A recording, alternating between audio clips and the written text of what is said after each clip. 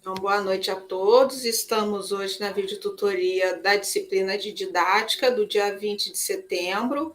É uma videotutoria pós-AD1.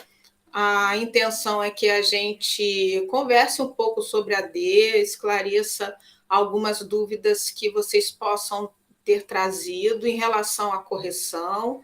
O momento de fazer isso agora é um período em que a gente tem um contato mais direto, e a videotutoria é um espaço excelente para isso.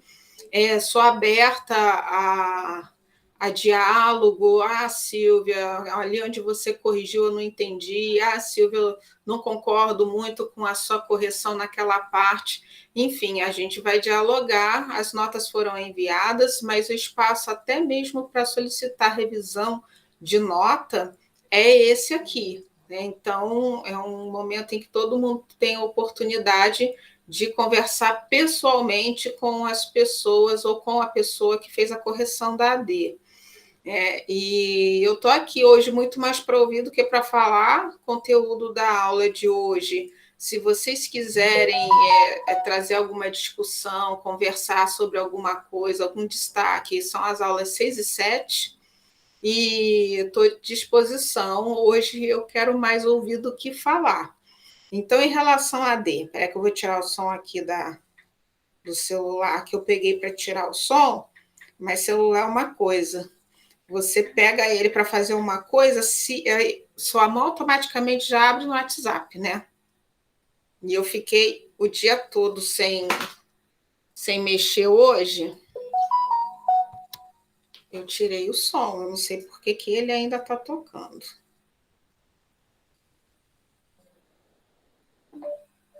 Pronto. Acho que agora foi mesmo. E aí, então, eu queria saber de vocês, se vocês concordaram com a nota de vocês, o que vocês acharam, né? O que vocês trazem para mim em relação à correção da AD? Ana Keila, eu vou fazer igual na escola que o professor faz chamada. Ana Keila, presente. Eu achei a minha nota justa. O ponto negativo foi que eu não coloquei as referências bibliográficas, eu realmente não coloquei, então serviu para chamar a minha atenção para não deixar de fazer na próxima. Eu sempre procuro colocar o motivo, né? Quando eu tiro o ponto, eu acho importante o aluno saber por que ele não acertou na íntegra. A gente teve ADs muito boas, mas aí pecou nessa questão de atender as normas da ABNT, e a gente falou bastante isso na videotutoria. Eu estou falando não com você, Ana, porque eu estou falando para a turma, porque, na verdade, eu acho que 85% da turma cometeu essa falha, né, de não colocar as referências. Pois é. E é aquilo, vocês estão também, né? Estão num curso acadêmico, né? A gente não está mais no ensino médio. A ideia, se vocês derem prosseguimento aos estudos de vocês, é que vocês sejam pesquisadores. E normalmente o pesquisador ele fabrica conhecimento, ele produz conhecimento. Por isso que a gente fala que a fábrica de saber são as universidades, porque é onde estão os cientistas, os pesquisadores, e vocês dando sequência nos estudos de vocês, vocês serão pesquisadores. Então tem que começar de agora, saber o que é a norma da ABNT, né? Se não sabe, hoje em dia a gente não tem mais desculpa para dizer que não sabe as coisas, porque, diferente de um tempo atrás, a gente tinha que correr atrás das informações e elas corriam da gente. Hoje não, elas estão disponíveis em todo tempo, em todo espaço, né, virtual, digital, físico, e a gente só não aprende ou só não consegue entender aquilo que a gente realmente não faz muita força, que a gente não quer. Então, busquem sobre a ABNT. Esse evento aí, eu estou sempre fazendo propaganda desse evento, porque eu acho que vai ser um diálogo gostoso pelo menos no que diz respeito ao mini curso sobre TCC, a gente vai falar um pouquinho sobre a ABNT, né? A Associação Brasileira de Normas Técnicas. É importante, vocês não vão ter um curso na íntegra sobre o que é isso, mas saber onde vocês podem buscar essas informações para ir moldando a identidade acadêmica de vocês. Vocês estão numa fase de desenvolver, de descobrir a identidade acadêmica de vocês. E vocês só vão descobrir no ensaio e erro. O que é ensaio e erro? É tentando criar, produzir as coisas a partir do que vocês estão lendo, mediado ou associado com aquilo que vocês sabem, a experiência que vocês têm da vida de vocês, e colocar no papel. E aí, ganhou um certo? Ah, legal, estou no caminho. Ganhou um errado? Poxa, mas por que eu errei? Tem coerência esse erro? Não tem? Vamos dialogar com quem me deu a nota. E assim vocês vão construindo o conhecimento de vocês, e daqui a pouco vocês vão estar criando as teorias de vocês. Na verdade, toda vez que a gente associa a teoria à nossa experiência prática, o resultado é uma produção teórica nossa. A gente está produzindo teoria, e depois outros alunos vão estar estudando, vão estar lendo textos de vocês, estudando livros que de repente vocês vão ajudar a produzir ou vão produzir sozinhos, mas isso já começa agora, né? Então, por isso que a gente começa a apertar um pouquinho o cerco aí para vocês, porque, infelizmente, a universidade ela não dá conta de ensinar tudo que é necessário, e ela nunca vai fazer isso, mas cabe a gente que sabe alguma coisa ou outra instruí-los para vocês buscar, correr atrás daquilo que a universidade sozinha ela não vai ensinar vocês. A BNT é uma das coisas que vocês não vão ver na íntegra. Lá na frente vocês vão estudar sobre metodologia da pesquisa, mas ela vai exigir a ABNT de vocês, mas ela também não vai ensinar o que é a ABNT. Então, vocês vão precisar correr na frente, não é nem atrás, na frente, para entender e para suprir a carência que a universidade jamais vai conseguir atender essa demanda, porque é muita coisa, tá? Tirando isso, o que mais eu observei é que nós tivemos, apesar de eu ter pedido para vocês produzirem, ou seja, associar a teoria com a prática, as experiências de vocês, teve muita gente que também ficou só no material teórico, né? Fez lá aquela paráfrase, né? Deu uma parafraseada no texto, colocou lá como resposta, e assim, a gente que trabalha com iniciação científica, a gente conhece, né? A gente bate o olho, a gente já sabe que o aluno ele não trouxe dele, né? Não trouxe dele junto com a teoria, ele ficou só em cima da teoria, não associou com a realidade, com a vida prática dele, porque você olha para o texto e você não vê o aluno, você só vê o texto, você só vê o material que ele leu, que ele estudou. Isso é ótimo, é importante esse exercício, mas a gente quer ver vocês também na resposta, né? Porque o exercício é esse, é que vocês sejam autores, que vocês sejam críticos e donos da sua própria escrita, ainda que vocês busquem alguma referência. Então, isso aconteceu em várias ADs, né? Não foi aquela AD de você perceber que o aluno leu o material, ele absorveu o material para a realidade dele, pegou aquele conteúdo e começou a escrever sobre aquilo que ele entendeu e exemplificando a partir da prática da vida dele. Que aí a gente vê o aluno, vê o material e vê ele produzindo também, né? Então, esse é um ideal de atividade acadêmica que a própria universidade espera, que a sociedade vai exigir de vocês. Tá? Aí eu tirei ponto por causa disso? Não tirei. Respondeu a questão de forma correta, né? Dentro daquilo que ele entende que, né, existia uma pergunta e ele respondeu, né? Agora, a forma adequada, academicamente correta, vocês se colocando na resposta, que é para mostrar qual é o objetivo das perguntas, qual é o objetivo da AD. É verificar se você está entendendo que aquele conteúdo vai fazer parte da sua prática profissional. E a nossa prática profissional, ela existe a partir das nossas memórias, da nossa cultura, das nossas experiências. Veja bem, eu estou sempre repetindo a palavra experiência. Da nossa didática. Ah, Silvia, mas eu comecei a fazer o curso de pedagogia, mas eu nunca dei aula. Você nunca deu aula, mas você sempre foi aluno, ou sempre foi aluna. Então, é a empatia que o pedagogo precisa ter com os profissionais que ele vai trabalhar.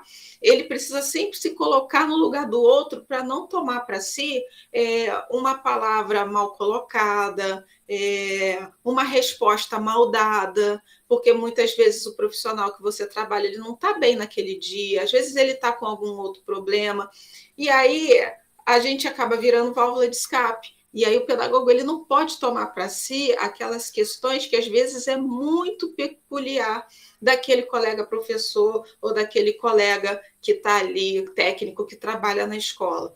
Então, esse exercício a gente tem que começar a fazer. Nunca trabalhei em escola, mas já fui em escola, já fui aluno, eu sou aluno. O que eu observo nos professores? Qual é a postura? Se eu fosse professor, qual é a postura que eu gostaria de ter? Como eu faria? Como eu lidaria com determinadas situações de colegas, alunos meus, que eu vi que, de repente, o professor não teve jogo de cintura? Ou algumas posturas educacionais de professores que, nossa, eu escolhi a profissão por causa desse professor. O que ele fez? Então, converte essas experiências em respostas de avaliação, em exemplos, e aí vocês vão estar produzindo o conhecimento de vocês e informando as pessoas que nessa caixinha, né, que a gente é uma caixinha e cada um tem conteúdo muito diversificado, a gente começa a mostrar quem nós somos, a que viemos e perceber automaticamente qual é a nossa identidade, a nossa tendência pedagógica e a nossa identidade acadêmica, tá? Falei que eu não ia falar, já falei pra caramba, já dei tutoria hoje. Mas então, quero ouvir vocês mais falar agora sobre, se vocês não quiserem falar sobre AD, sobre as aulas de hoje, né? Se vocês leram, se vocês destacaram alguma coisa, o que vocês querem comentar? Você falou sobre a AD, eu gostei da minha nota, óbvio, que eu gostei muito dela. E sobre você falou sobre como é que chama? A referência. Eu coloquei, mas quando eu falei que o Libânio falou isso, entre o parênteses, eu fiz direito, então. Miriam, eu não lembro da sua nota, não lembro como você fez. E quando eu começo a falar das ADs, eu falo de modo geral. Aquilo que normalmente predominou, entendeu? Aí fica na minha memória, aí eu comento.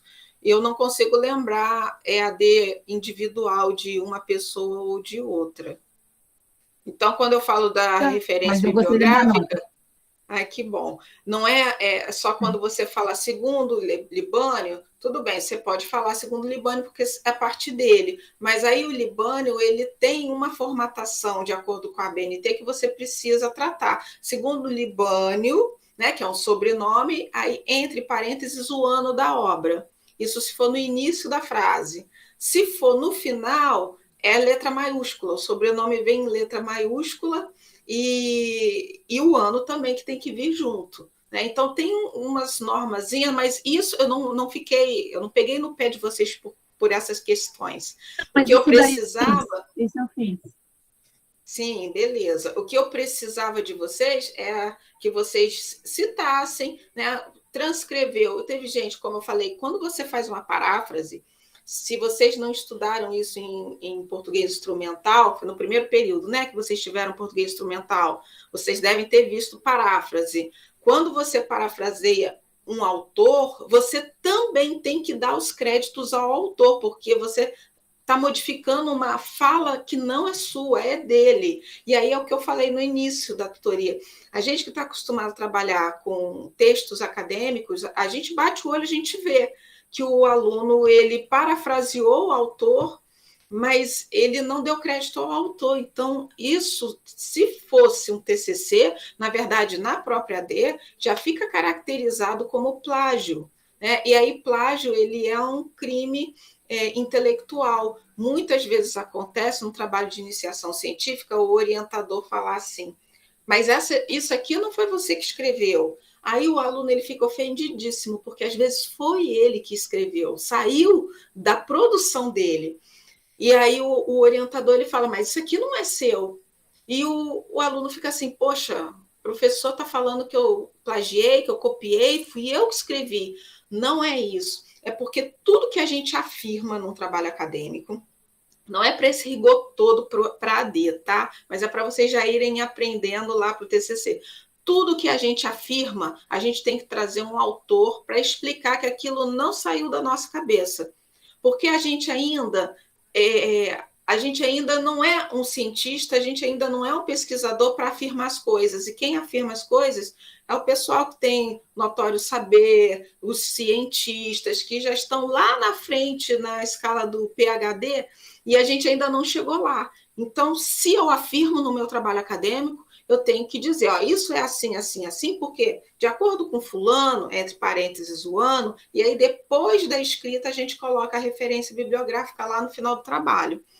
Tá? Então, eu não afirmo nada, porque eu ainda, academicamente falando, ainda não sou capaz de trazer afirmações, porque as afirmações, elas partem de uma pesquisa, elas são empíricas. As afirmativas que eu faço hoje no campo de não fundamental, no campo do achismo, elas são senso comum, então elas não são caracterizadas como afirmações científicas. Por isso, aí perde o teor acadêmico da coisa. Moisés, pode falar. Boa noite, professora. Tudo bem? Tudo bem. Boa noite, Moisés. Tudo bom. Olha só, a senhora colocou, assim, sentir falta do referencial utilizado. No trabalho, eu coloquei segundo Paulo Freire, segundo Libânio, mas no final eu não escrevi a referência do material que a senhora comenta que o referencial seria... O seu áudio está picotando muito. Eu quase não entendi o que você falou. Tá, deixa eu repetir. A senhora comentou que faltou o referencial no meu trabalho. E eu realmente não coloquei no final a referência bibliográfica, porque eu tirei as respostas do material didático da apostila, né, de Libânio. Mas no corpo do trabalho eu coloquei segundo Libânio, segundo Paulo Freire. Então, daqui para frente, a gente tem que citar, mesmo que seja tirado do material didático utilizado, citar a referência bibliográfica? Sim, Moisés, porque, inclusive, essa é uma das recomendações que está no cabeçalho da AD, seguir as normas da ABNT. E o trabalho acadêmico, ele precisa vir com as referências bibliográficas. Veja bem, aí eu estou falando para a turma, tem diferença de referência bibliográfica e de bibliografia, porque a gente teve esses equívocos também. A bibliografia, né, a gente coloca no final também, é tudo que me ajudou a produzir um texto. É tudo que são os autores, são diversos autores que formaram um mosaico textual que me fez produzir o texto. Então, eu coloco na bibliografia referenciais teóricos ou referencial bibliográfico, são aqueles que eu utilizei no texto. Ou seja, eu posso ter utilizado outras bibliografias, veja bem a palavra, outras bibliografias, mas eu não citei no meu texto. Então, é referencial bibliográfico. Eu faço uma referência do autor no texto, por isso que são referências bibliográficas, então tem diferença, tá? E aí, Moisés, por isso que eu tirei pouquinho, né? Eu acho que eu tirei 2 décimos, tipo assim, porque se a gente não tirar, passa por despercebido, por mais que a gente fale, vocês não dão a atenção devida à coisa. E quando chega lá na frente, e eu estou falando quando a gente lá na frente, porque lá na frente, se Deus quiser, vocês vão me encontrar também, ou não, pode encontrar uma pessoa mais exigente, não que seja uma exigência gratuita, mas uma exigência necessária ao rigor acadêmico, e vocês começam a sofrer a falta dessa não cobrança agora, entende? E aí, isso vale para as outras ADs também, né? Vocês colocarem a referência bibliográfica, mesmo sendo o material de vocês, porque muitas vezes vocês não vão utilizar só o material de vocês, vão utilizar outros. E a gente sabe que às vezes vocês utilizam outro e não colocam, né? Porque a gente reconhece textos, a gente reconhece vídeos, inclusive, na descrição, em algumas descrições textuais de vocês, e eles não aparecem em momento nenhum no texto de vocês, né? Ou seja, tem outras pessoas ajudando vocês a elaborar o referencial, a escrita, a teoria de vocês, e vocês não estão dando o devido valor a esses autores, a essas pessoas que vocês estão trazendo para o material de vocês, tá? Professora, tem como a senhora recomendar algum material para um material que a gente possa, no futuro, até fazer o TCC, mas a gente poder se basear aí para ver qual o critério aí para fazer uma citação, como que a gente escreve uma referência, né? Igual a senhora falou, quando é no final, coloca tudo em caixa alta, no meio, né, é diferente. A senhora tem algum material que pudesse indicar ou pudesse enviar para a gente em PDF? Então, Moisés, vocês vão ter uma disciplina chamada Metodologia da Pesquisa lá na frente, que é mais pertinente ao tutor da disciplina passar esse material para vocês. Mas, que eu falei, você ainda não tinha entrado na sala. Vai ter muita coisa no curso que vocês vão ter que correr atrás. Essas dicas eu posso dar, sim, lá no meu mini curso, TCC Fácil, do evento que eu pedi para vocês se inscreverem, tá bom? Para a gente não desviar um pouco a matéria. A gente vai ter um espaço, não vai ser um curso disso, porque seria só para a BNT, deveria ter só um curso, só para a BNT, porque é muita coisa. É igual da Base Nacional Comum Curricular. Um curso só para a Base Nacional Comum Curricular, e não tem como a gente trabalhar essas questões na tutoria, né? Porque senão vira aula mesmo, a gente foge do centro da disciplina. Então, lá no curso, eu vou dar dica, eu vou mostrar como é que vocês podem conseguir informações, sem necessariamente ensinar vocês a fazer isso, mas vocês vão conseguir se virar bem a partir dali, eu acredito, tá? Ok, obrigado. Então, gente, sobre as aulas de hoje, vocês querem comentar? Eu vou deixar vocês puxarem aí esse fio. Hoje é aula 6, né, professora? O ideal seria a 6 e a 7, né? Boa noite, Silvia. Só um minutinho que eu cheguei agora. Vocês estavam falando sobre a AD, né? Todo mundo já recebeu a nota ou ainda não? Porque eu não recebi a minha ainda. Todo mundo recebeu a nota. Ah, tá. Então eu vou ter que acessar através de e-mail? Plataforma. A plataforma. A plataforma eu estou com ela aberta aqui, não tenho nenhuma nota de nenhuma disciplina, tá tudo zerado. Não só da sua, como de qualquer outra disciplina tá zerada. Aí, por isso que a gente está falando agora sobre AD e você já lançou, né? Já foi lançada a didática e a minha eu não recebi, então é porque tem algum problema mesmo, né? Deixa eu ver aqui se a gente consegue identificar. Olha só, foram 27 ADs enviadas, de 44 alunos, 27 fizeram AD e enviaram. E precisa de avaliação 0, ou seja, eu corrigi todas que foram enviadas. Você pode verificar Vanessa Alves? Se Estou tá olhando nessa... aqui, vou abrir aqui. Por favor. Vamos ver o que aconteceu.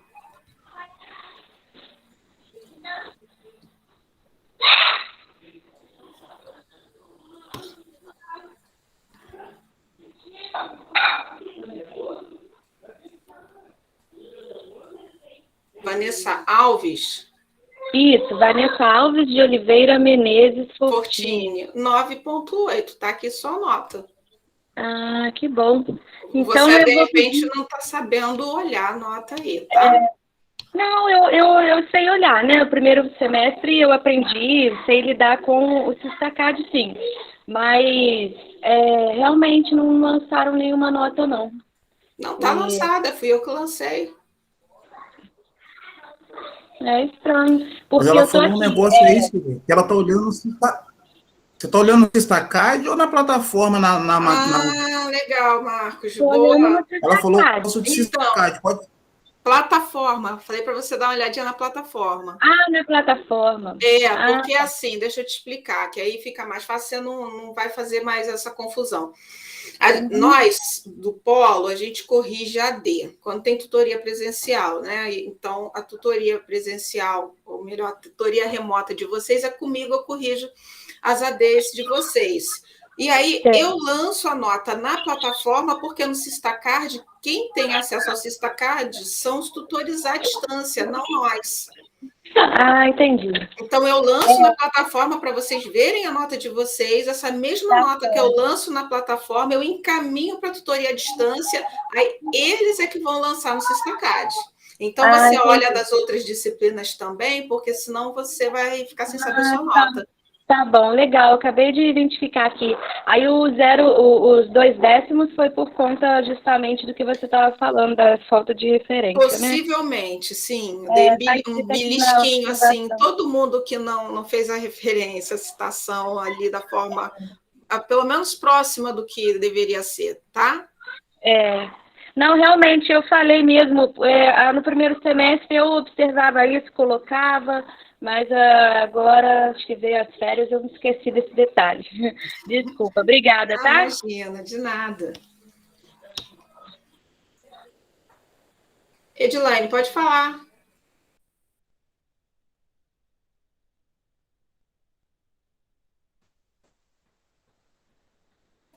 Edilaine, pode falar. Levantou a mão por engano? Não, o meu caso é o mesmo da Vanessa aí, Silvia. É porque eu também estou sem nota. Eu falei, mas é porque eu também estou olhando no Sistacard, então não eu estou procurando no lugar errado. O Sistacard, vocês vão até visualizar a nota de vocês, mas aí demora um pouco, né? Na plataforma, eu corrijo e já vou lançando. Eu corrijo uma e lanço, corrijo uma e lanço, entendeu? E eu tento corrigir sempre no mesmo dia, né? Também. Isso mesmo, também. Vou lá, mas pode guardar a minha só para você, Silvia. Eu vou ver. Vou falar não. Já sei que você entendeu o caminho. Vou falar não. Obrigada, gente. Nada. Pessoal, se vocês não falarem, não comentar nada sobre a aula 6 e 7, eu vou encerrar a tutoria hoje, porque eu não vou puxar essa discussão.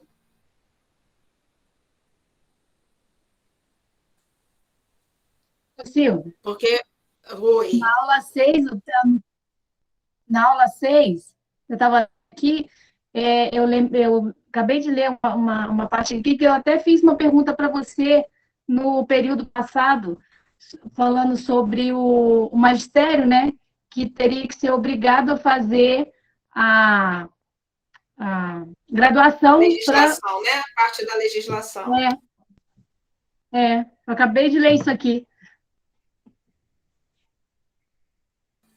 Por isso que é bom acompanhar a mesma coisa que eu perguntei para a Silvia. Pois é, o material já vem e responde, né?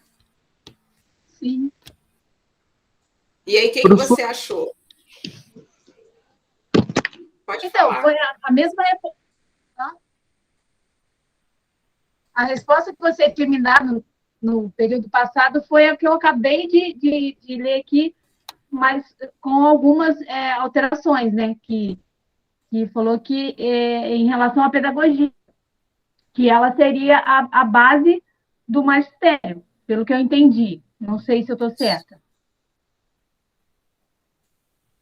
É isso mesmo. Ela é a base do magistério e ela é a área em que, por exemplo, você vai trabalhar num curso de graduação para professores, ele, como é licenciatura, né, matemática, física, química, quem atua com as disciplinas pedagógicas normalmente é um pedagogo.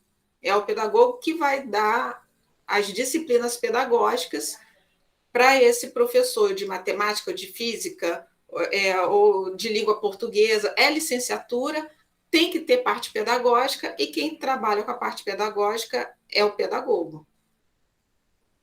Por isso que ela é a base do magistério. Professora, esse ensino médio em magistério, o governo depois mudou, né, que tem que ter graduação, né, em pedagogia. Então, assim, hoje ele continua existindo, mas é deficitário, né? Ou não? Olha, Porque ele depende da sozinho não faz. região.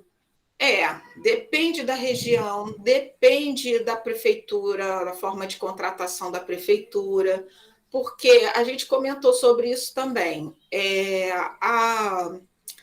O curso de pedagogia, na verdade, ele não vem substituir o normal, né? Porque o curso normal ele era um curso técnico, como contabilidade, como administração. Então, ao invés de você terminar o ensino médio, antigamente segundo grau, e entrar numa faculdade para ser professor, você já saía do segundo grau com uma profissão técnica para a área da educação, que era o ensino normal.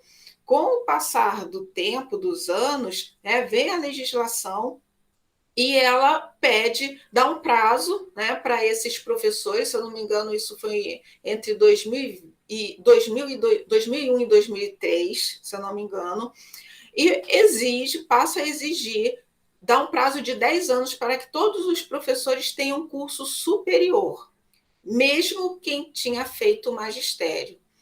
E aí, para suprir, para atender essa necessidade, os cursos de pedagogia, surgiram cursos de pedagogia, ao invés de 4, 3 anos, que era, na verdade, para dar essa formação superior para esse professor oriundo do ensino médio, ou antigamente segundo grau.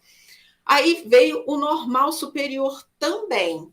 Só que aí o normal superior também de 3 anos e o curso de pedagogia também de 3 anos, o curso de pedagogia ele habilitava as pessoas a trabalharem com os anos iniciais. Fazer o quê? Dar aula, ser professor nos anos iniciais, trabalhar com orientação, supervisão, só para escolas dos anos iniciais. E o normal superior, a diferença era essa. O normal superior eu poderia dar aula, né? Só dar aula. Só que com o passar do tempo, né, a prática é que faz a legislação, né? A prática social, a vida social, a cultura é que faz as regras aparecerem e surgirem. Com o passar do tempo, a gente começou a observar muitos professores de outras áreas de formação atuando na parte de orientação, atuando na administração escolar, atuando na supervisão. Então, bastava ser um professor, ter licenciatura, fazer uma especialização na área, essa especialização dava condições a ele a ter uma habilitação para supervisor, uma habilitação para administrador, uma habilitação para orientador, e aí o normal ele acabou ficando assim, né, sem muita funcionalidade. Ele só podia dar aula, né, porque habilitava ele só para dar aula para os anos iniciais, ele não podia orientar, não podia ser supervisionar, não poderia ser administrador da escola. Teria que fazer uma especialização para também ter essa habilitação. Então, o pessoal começou a fazer a pedagogia. E aí, o normal superior ele começou a ir minguando, né? E ensino médio, nível médio, né, o magistério, ainda tem instituições que oferecem. Qual é a validade disso? Depende da região, porque a gente tem regiões do país que a gente ainda tem professores leigos. E um dos motivos dessa prorrogação de prazo ter caído por terra, todos os professores até 2010 deverão ter o curso superior. Isso caiu por terra porque tem muitas regiões do país que os professores são leigos. E se esses professores eles deixam tem que cumprir essa exigência, eles deixam de dar aula e a região onde já é carente de aprendizagem, de alfabetização, fica mais ainda. Então, foi um dos motivos que essa exigência caiu por terra. Mas recomenda-se que, para atuar com a educação, se tenha um curso superior. Entendi. Igual Volta Redonda. Volta Redonda, eu não sei qual que é a legislação, mas me parece que o Manel Marinho até hoje oferece o curso de magistério, né? O Colégio Batista também, né, que é particular, ele também oferece. E aí, assim, não é nem a legislação da escola, mas, assim, tem algumas prefeituras que aceitam. Então, o que manda, na verdade, é a regionalidade. Né? Abriu um edital, Silvia, acontecia muito isso. Silvia, o edital para pedagogo na Prefeitura de Volta Redonda está aberto, eu posso fazer? Não sei. Você tem que ler o edital e ver o que ele está pedindo lá, e se você tem as qualificações que ele te pede. Ele pode pedir para você habilitação e orientação educacional. Aí, poxa, mas não aparece em lugar nenhum do meu diploma que eu tenho a habilitação. Aí você tem que ver com o edital, né? Ou de repente você faz concurso e depois entra com recurso, porque o curso de formação de vocês, curso de pedagogia da Unirio, ele qualifica vocês para atuarem em todas essas frentes de trabalho. Ele parte do pressuposto em que o pedagogo ele tem uma formação generalista, então ele é administrador, ele é orientador, ele é supervisor e ele é professor dependendo do nível de escolaridade, ou seja, ele pode dar aula para os anos iniciais e ele pode dar aula também para o curso de formação de professores a nível médio. Se você tem uma especialização, se você tem um mestrado, se você tem um doutorado, você pode trabalhar com as disciplinas pedagógicas em nível de graduação. E aí, quem vai dizer se você pode ou não é a instituição. Uma instituição privada, algumas recrutam especialistas, né, que é a especialização. Você faz a pós-graduação, educação, metodologia do ensino superior, por exemplo, você pode trabalhar numa instituição particular para a graduação de licenciatura. Pode também não conseguir trabalhar, que de repente a instituição particular ela não quer pós-graduado, ela quer mestre.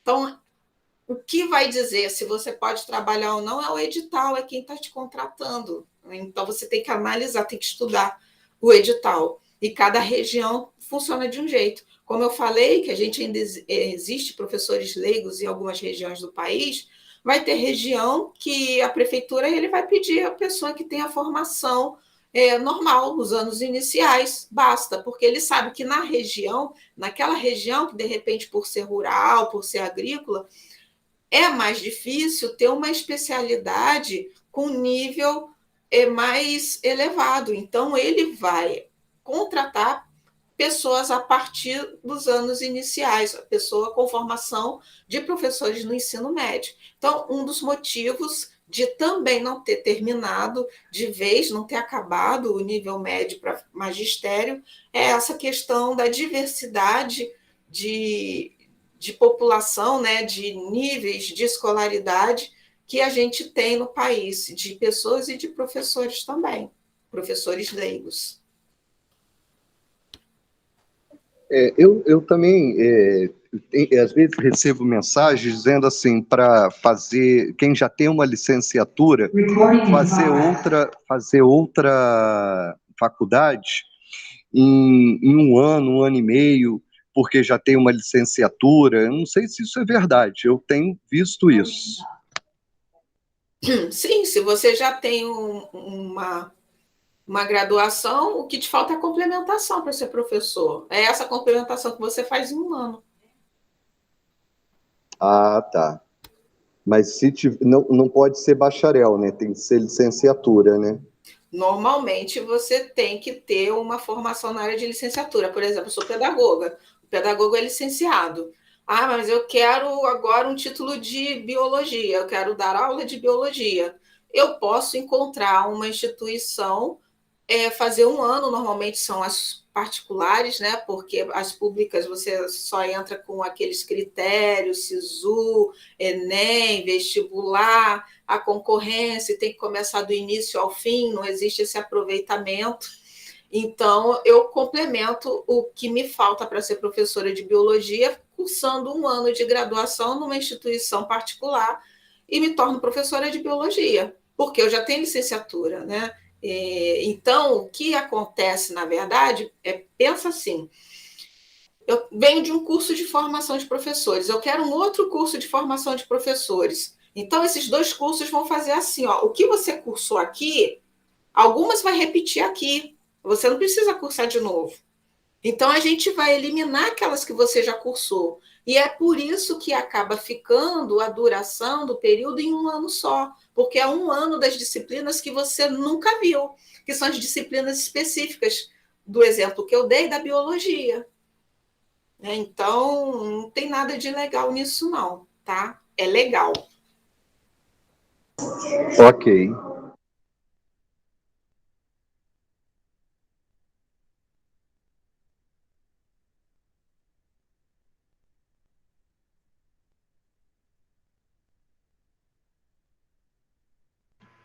O microfone está fechado, Silvio.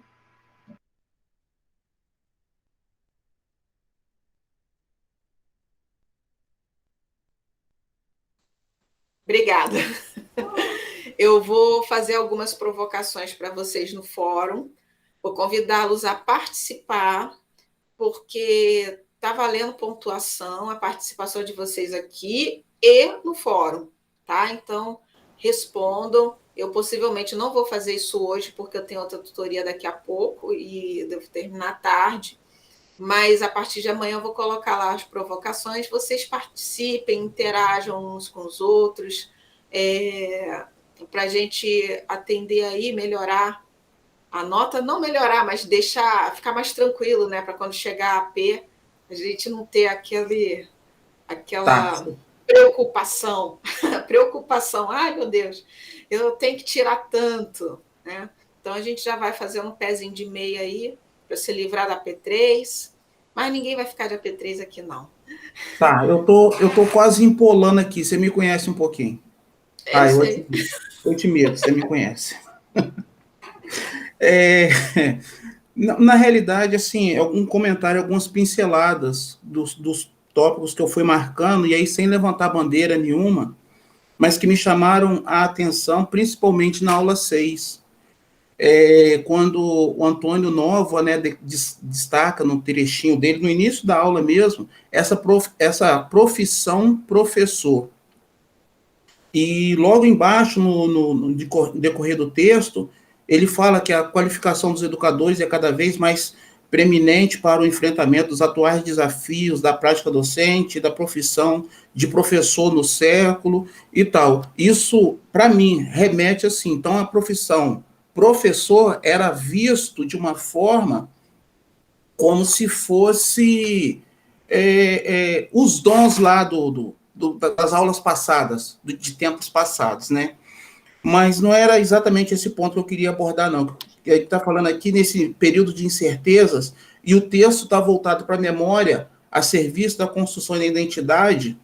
Aí ele relata, por um outro lado, em consequência do cansaço provocado por diversas situações, que depois é respaldado por Foucault quando ele diz que tais provocações se somam à sensação de isolamento social ao se perceberem descartáveis, desconstruído do seu discurso, um corpo dócil, na afirmação de Foucault, de 1997, desprovido de sua essência, gerando a falta de identidade profissional da categoria. Aí diz, há uma necessidade de se buscar novas referências e saberes que legitimem a profissão. Aí vem a minha indagação. Aí que está na página 77. A evolução das pesquisas na área didática possibilitou que nos seus programas fosse incluído o estudo de memória docente. Aqui ele não fala em que momento que foi inserido isso. Como trabalhar com essa memória docente, ou os resultados dessa memória docente, ele vai passar por uma aproximação dos professores veteranos, que mais à frente ele fala disso, daqueles que têm o saber, com aqueles que estão ingressando. Se nós, no começo da frase aí, disse, acho que foi até a Miriam que falou, nós ainda não temos uma política voltada de forma oficial para a questão dos docentes. Como que esses resultados, né, têm sido coletados da evolução dessa memória docente?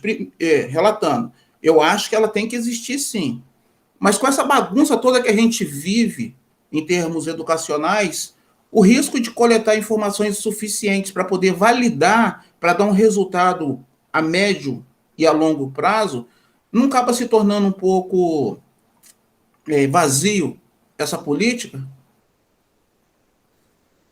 Então, Marcos, isso aí depende da leitura que você faz em relação ao material que você está lendo. Isso é uma análise crítica, entendeu? Porque, às vezes, o material que a gente recebe, nos basta, a gente dá como suficiente.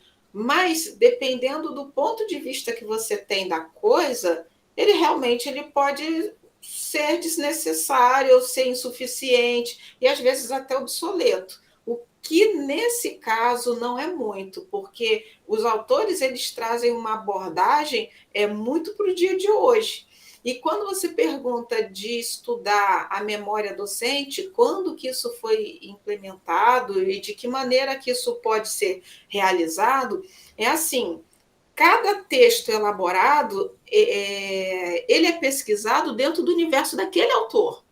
Então, é igual o que eu falei no início, a universidade ela não vai dar conta de entregar para vocês todos os conhecimentos que são necessários a vocês como pedagogos, como professores. Vocês vão ter que correr atrás, não vão poder delegar a responsabilidade para o outro de me ensinar, de trazer para mim as informações, até porque a gente já não vive mais essa fase, né? Na época da minha formação, aí sim, a gente não tinha muitos recursos, e já tinha internet, né? Mas a gente não dominava como a gente domina hoje, né? Então, se a gente acaba ficando com essa postura, a gente é engolido pelos nossos próprios alunos, porque eles raramente perguntam as coisas para o professor, né? Às vezes, a gente que pergunta para eles, porque a gente está nesse processo de entender as coisas, porque a gente está numa fase de transição.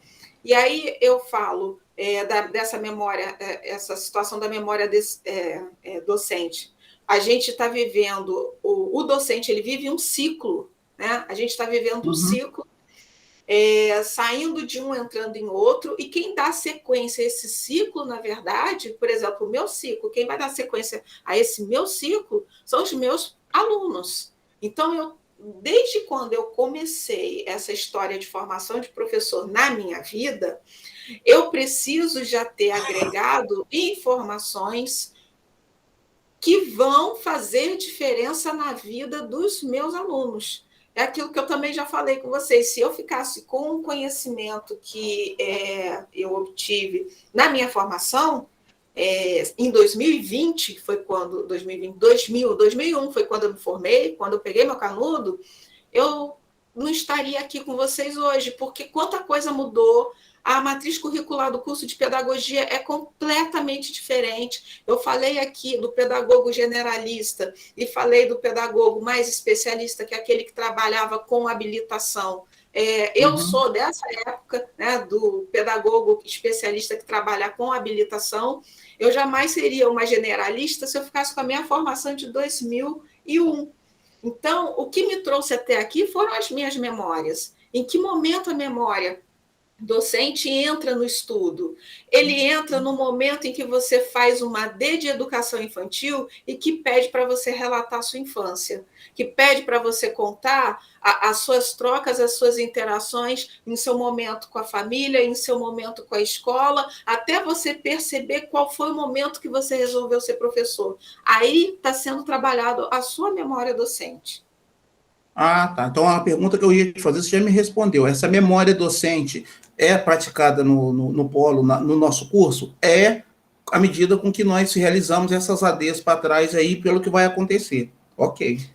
Mais que isso, Marcos, à medida que você percebe, porque muitas coisas não é didaticamente direcionada para vocês, igual isso que eu direcionei, por exemplo.